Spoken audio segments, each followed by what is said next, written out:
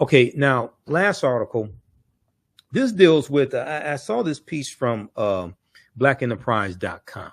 Okay, yeah, a very good article. This deals with how a new book reveals how the U.S. stole $600 billion from African Americans through unfair taxes post-slavery, unfair taxes after slavery ended. And I want to go to this article here. Let's see. Okay, let's close out this ad.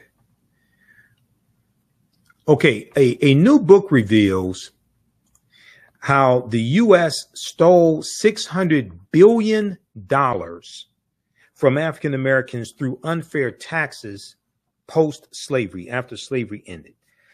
And I've talked about this topic before, and I've talked about how there was an article from the Washington Post that dealt with how African Americans are overtaxed when it comes to property taxes by 13%.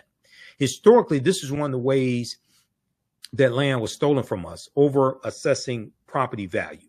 Okay, over assessing, I should say, property tax responsibility, and then we can't pay the taxes. Then we lose our farm, lose our land.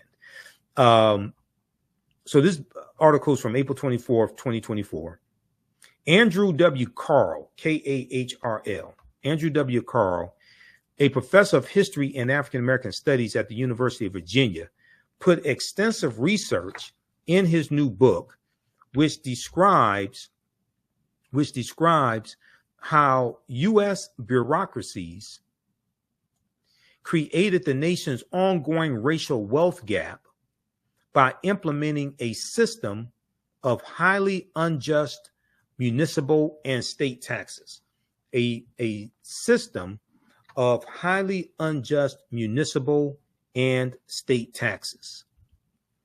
Bloomberg reported the black tax, 150 years of theft, exploitation, and dispossession in America, is the name of the book.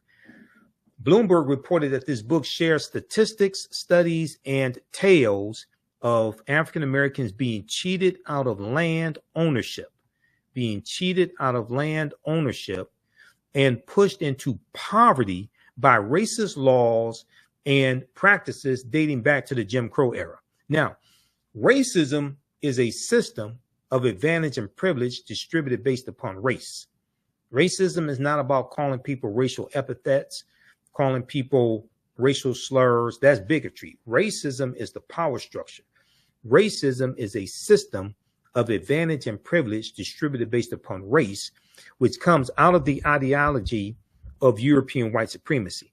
Racism occurs when one race of people control the majority of the wealth, power, resources, privileges, benefits, land, access to opportunity, access to employment, politics, laws, political office, media, healthcare, education, etc.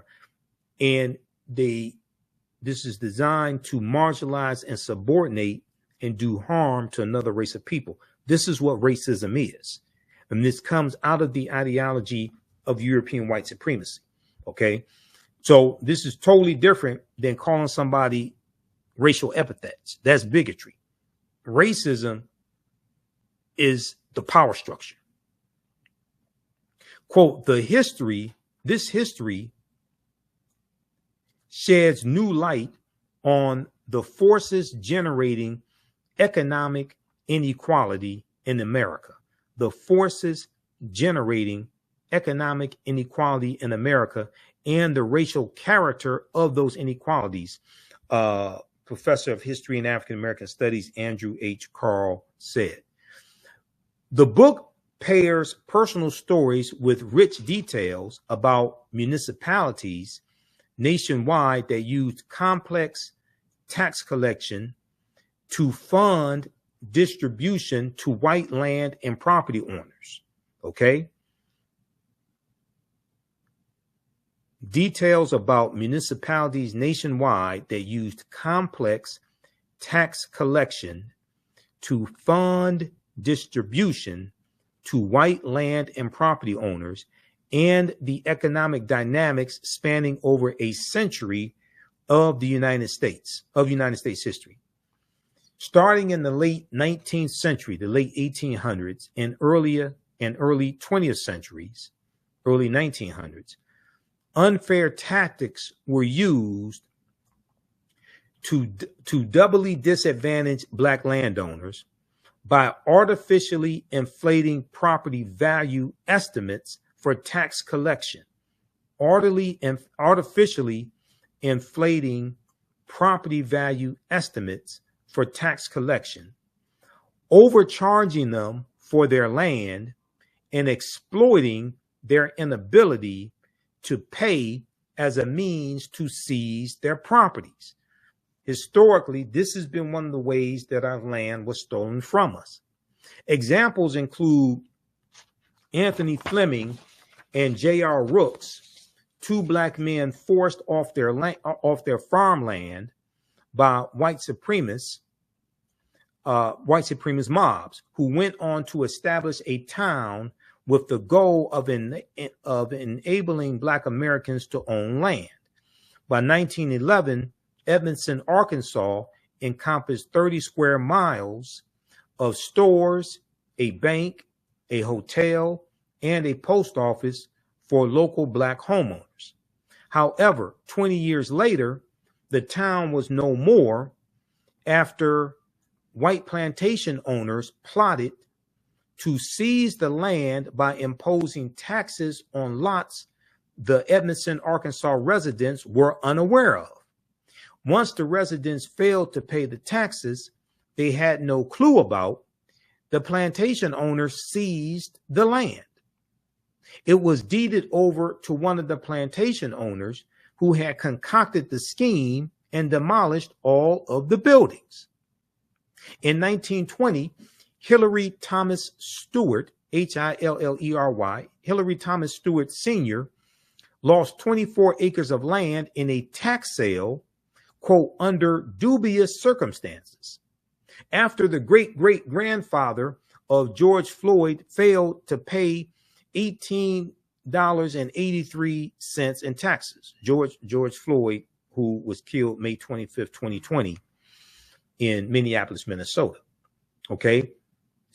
In 1920, Hillary Thomas Stewart Sr. lost 24 acres of land in a tax sale under dubious circumstances after the great-great-grandfather of George Floyd failed to pay $18.83 in taxes. Losing the land forced the Stewart family into poverty. When looking at the 11 million acres of land taken from African Americans, it equates to $326 billion in today's dollars. Not to forget the millions in taxes African Americans have overpaid for a century.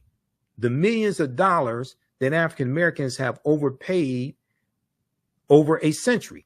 From 1870 to 2020, African Americans were overtaxed by more than $27.5 billion in 2023 dollars. Professor Andrew Carl doesn't just focus on the grim findings, but he does share possible solutions to making up for the century of financial oppression against the African American community. He suggests the establishment of a federal fiscal equity program that mirrors Canada's approach, where funds are allocated to local governments based on their needs. He also suggests introducing a universal home tax exemption for numerous Americans, especially lower income homeowners or those residing in historically neglected areas. Another option would be to impose taxes on the wealthiest individuals in the U.S. Professor Carl says this is the past that we live with today. This is the past that we live with today. but it does not have to be our future. The name of the book, once again, is called The Black Tax: 150 Years of Theft, Exploitation, and Dispossession in America. The book was released on Wednesday. That would be Wednesday, April 24th, 2024, and retails for $35 through the University of Chicago Press. So be sure to purchase this book. I'm going to get a copy as well. Purchase this book. Read this article from blackenterprise.com. New book reveals how the U.S. stole $600 billion from Black Americans through unfair taxes post-slavery. Now, we've talked about this tax scheme before here on the African History Network show. And there's an article from the Washington Post that deals with how historically African Americans have been overtaxed when it comes to property taxes. This piece right here from WashingtonPost.com: Black families pay significantly higher property taxes than white families, new analysis shows. Black families pay significantly higher property taxes than white families, new analysis shows. Unfair property assessments led to widespread overtaxation of Black Americans' homes. Now, we saw the same thing here in Detroit, okay, where homes in Detroit were overassessed by $600 million in property taxes, and many African Americans lost their homes. This piece right here is from July 2nd, 2020 by Andrew Von Dam, okay, for the Washington Post. And in this article, it says, state by state, neighborhood by neighborhood, Black families pay 13% more in property taxes each year than a white family would in the same situation. A massive new data analysis shows. Black-owned homes are consistently assessed at higher values relative to their actual sale price than white homes, according to a new working paper by economist Troop Howard of the University of Utah and Carlos Avenancio Leon of Indiana University. African Americans have long said they bear a disproportionate burden for taxes that support local police, schools, and parks, but nationwide measures of this type of systemic racism are hard to come by.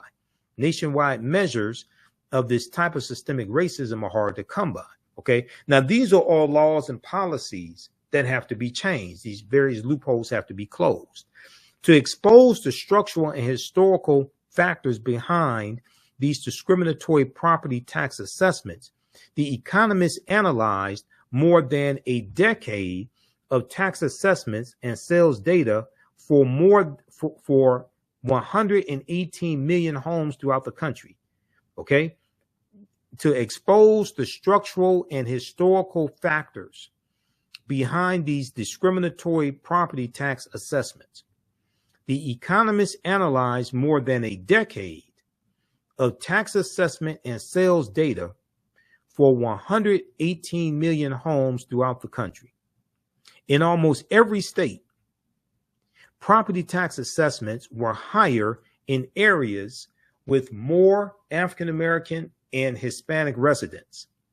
In city after city, the authors show it is not just differences in the buildings or land, but also the racial composition of the neighborhood that matters.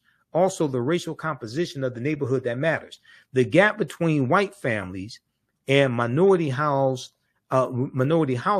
remains large. The gap is 10%. When you combine data for Hispanic and Black households, the authors excluded California because Proposition 13, passed in 1978, drastically changed how property is valued there. Okay. All right. So read the rest of this article here from the Washington Post. Black families pay significantly higher property taxes than white families, new analysis shows. And when we look at the California Reparations Task Force, when we look at their report, and we look at the 12 harms that they laid out, and I talked about this in my presentation that I did for the Detroit Reparations Task Force, the presentation I delivered March 2nd, 2024. And you can watch that lecture. It's on our social media platforms. It's on my Facebook page, The African History Network, and my YouTube channel, Michael Imhotep. And we air it periodically. The Detroit Reparations Task Force laid out, the California Reparations Task Force, in their 1,000-page report, they laid out 12 harms, okay? And they deal with the history that happened in California, the history that happened to African Americans in the United States, and they show how these 12 harms happened in the U.S., but also happened in the state of California. Then they lay out 115 policy recommendations to repair the damage. 12 harms detailed in the California Reparations Report that happened nationally and in California. Number one, enslavement. Now, we know in California, they've identified somewhere between 1,500 to 4,000 slaves, because California came into the Union as a free state in 1850. Okay, so the California does not have a deep history of slavery, but it does have a deep history of racism, housing discrimination, voter suppression, etc. So number one, enslavement. Number two, racial terror. Number three, political disenfranchisement. Number four, housing segregation. Number five, separate and unequal education. Number six, racism in environment and infrastructure. Number seven, pathologizing the Black family. Number eight, control over creative, cultural, and intellectual life. That deals with theft of royalties when it comes to music and different things like this, and how our artists were ripped off of their royalties. Control over creative, cultural, and intellectual life. Number nine, stolen labor and hindered opportunity. Number 10, an unjust legal system. Number 11, mental and physical harm and neglect. Number 12, the racial wealth gap. Okay. So read the California Reparations Task Force report. And their report is the most extensive study on African Americans since the 1968 Kerner Commission report. If you, okay, the full report is here. Let's see, let's go to this here. OAC.gov. And it's loading. Full California Reparations report. The executive summary is 74 pages. If you read the executive summary, you're going to get a huge education on this history and what's happened to African Americans across the country. But this is the full 1,080-page report, and they lay out 115 policy recommendations to address the harms that have happened. They have a table of contents here also. But when we look at the executive summary, now, variations of this happened all across the country.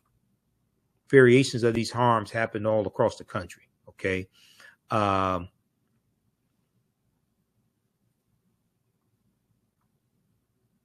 So you can take these 115 policy recommendations. What needs to happen is really we need to shift the focus from talking about slavery in 400 years, shift the focus talking about that to present day structural inequities, and deal with the laws and policies put in place that created those structural inequities. And then trace that back to legacy of slavery if it dates back to that, but definitely it'll probably go back to the Jim Crow era, et cetera, early 1900s. And take these 115 policy recommendations and create versions of this at the federal, state, and local levels to start repairing the damage that's happened to us. Okay. So we're going to have to, that is something that is much more doable and you can actually get put in place than thinking that you're going to get $27 trillion or 14 trillion, or that's not going to happen. And I told you, based upon Title VI of the 1964 Civil Rights Act, non-discrimination fairly assisted programs, race-based policies are illegal at the federal level also. And very few people know that or actually want to acknowledge that. Okay, so this is why now in California, you have a similar law. So this is why in California, any type of reparations that are going to be distributed is going to be based upon lineage, because race-based policies in the state of California are illegal also. And they want to make sure, the California Reparations Task Force, they want to make sure that any laws that get passed, anything that gets put in place, they want to make sure it doesn't get struck down in court, because they know there are going to be legal challenges. If we look at this slide here, California's unprecedented reparations report details 150 years of anti-Black harm, 150 years of anti-Black harm. The report finds that the damage to Black communities is extensive, and that a variety of intentionally crafted policy, judicial decisions, and racism by private actors has created a widespread exclusion of African Americans that has not been sufficiently addressed at any level of government. Quote, almost 150 years of active, conscious federal, state, and local government action and neglect of duty have resulted in compounded harms that are unique to African Americans, the authors wrote in a draft reviewed by NBC News prior to its release. Okay, read this article from NBCnews.com, June 1st, 2022. This is when the preliminary, the 500-page preliminary report came out. Okay, so read that article there. California's unprecedented reparations report details 150 years of anti-Black harm. Okay, so hopefully you learned a lot on today's show. If you like this type of information, you can support the African History Network, $ the AHN Show through Cash App, $ the AHN Show through Cash App, also through PayPal, paypal.me/the AHN Show. Visit our website, AfricanHistoryNetwork.com. We have the information there. Real quick, Michael, you had an announcement real quick. Go.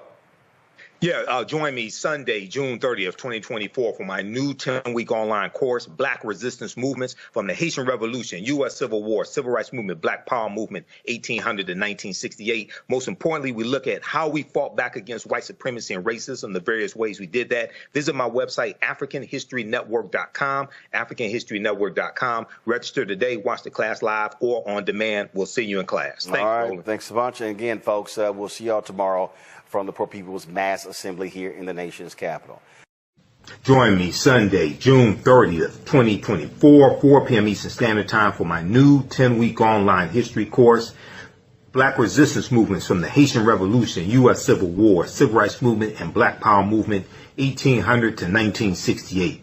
Visit my website, AfricanHistoryNetwork.com, AfricanHistoryNetwork.com. I'm historian and national political commentator Michael Imhotep. You see me on the African History Network show and Roland Martin Unfiltered, as well as a Regal Martin show on KBLA 1580 AM.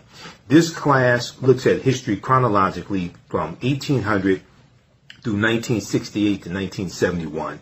And we look at what leads up to the Civil War taking place. We look at the Reconstruction Era, 1865, 1877, the Jim Crow Era, World War I, World War II, Great Migration, Civil Rights Movement, Black Power Movement, and to get a better understanding of the different ways African Americans fought back against white supremacy and racism, how we fought back through armed resistance, how we fought back through economic empowerment and business ownership and the cooperative economics movement, how we fought back when it came to the labor movement and in the courts and legal strategies, court cases, etc. Visit my website, AfricanHistoryNetwork.com. You can watch this class live or on demand. Your understanding of history is based upon your understanding of politics. Visit our website, AfricanHistoryNetwork.com, AfricanHistoryNetwork.com. Scroll down. We have my new Juneteenth lecture there. It's a 3-hour lecture.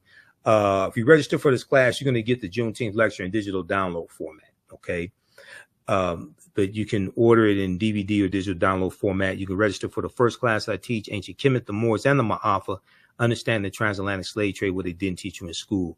Now, we do the sessions live. All the sessions are archived and recorded. You can go back and watch these anytime. So even after the course is over with, you can still go back and watch the class. Okay.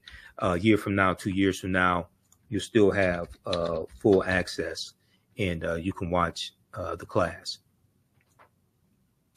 This content is PG-13, so you can use this with your children. Okay, so it's not overly graphic. I don't do a lot of cursing or anything like that. And it's very visual. So there's articles that we reference, books that we reference. I show you usually the book references on the screen, so you don't have to buy any of the books if you don't want to. But register here. We're going to do a class introduction right now. I teach this at my online school, so you can register for this course. Click right here, register for full course at AfricanHistoryNetwork.com. We just posted a link here in the thread of the broadcast. You can also support the African History Network, $ the AHN show through Cash App and through PayPal, paypal.me/the AHN show. That helps us keep doing the research, stay on the air, keep broadcasting, pay some of the bills. This is our official Cash App account, $ the AHN show, SHOW. When you go to it, it'll say Michael. There's some like 5 or 6 fake African History Network Cash App accounts out there that I have identified, like these right here. Oh, and you can click on a Cash App link right here. Here's our QR code. Okay. And then here's our link for PayPal as well. This helps us keep doing the research, stay on the air, keep broadcasting, pay some of the bills, finance our Sunday night show, the African History Network show. I usually do that Sundays, 9 p.m. to 11 p.m. Eastern Standard Time on our social media platforms as well. All right, we have to get out of here. Hopefully you learned a lot today. You can email me through the website if you have any questions, AfricanHistoryNetwork.com. We'll see you in class. Remember, right now is correct wrong behavior. What you do for yourself, what you do to yourself, and what you allow other people to do to you and get away with is based upon what you think about yourself. What you think about yourself is based upon what you have been taught about yourself. What you've been taught about yourself is based upon everything you've read, heard, and seen about yourself. So when you control the radius of a man or woman's thoughts, you can control the circumference of his or her actions, because the mind can't do or teach what it doesn't know. And your understanding of politics is directly related to your understanding of history. Okay, so we'll see you in class. Listen to the African History Network show. And Wakanda, right now is correct wrong behavior. It's not over till we win. Wakanda forever.